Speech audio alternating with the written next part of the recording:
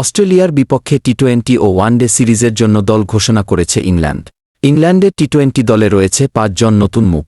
এদিকে ২ ফরম্যাটেই রাখা হয়েছে পেসার জোফরা আর্চারকে। অস্ট্রেলিয়ার বিপক্ষে ইংল্যান্ডের স্কোয়াডে বেশ কিছু বড় নাম বাদ পড়েছে, তবে রয়েছেন দলের নিয়মিত অধিনায়ক জস বাটলার।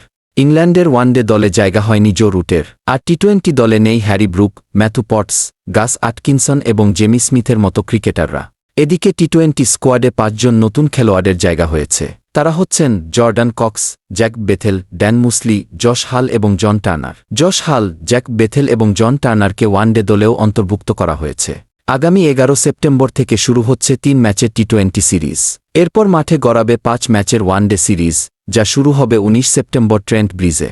ইংল্যান্ড টি-20 স্কোয়াড: জস বাটলার অধিনায়ক, Jofra Archer, Jacob Bethell, Brydon Carse, Jordan Cox, Sam Curran, Josh Hull, Will Jacks, Liam Livingstone, Saqib Mahmood, Dan Mousley, Adil Rashid, Phil Salt, Reece Topley, John Turner. England one day squad: Jos Buttler অধিনায়ক, Jofra Archer, Gus Atkinson, Jacob Bethell, Harry Brook, Brydon Carse, Ben Duckett, Josh Hull, Will Jacks, Matthew Potts, Adil Rashid, Phil salt, Jamie Smith, Reece Topley, John Turner.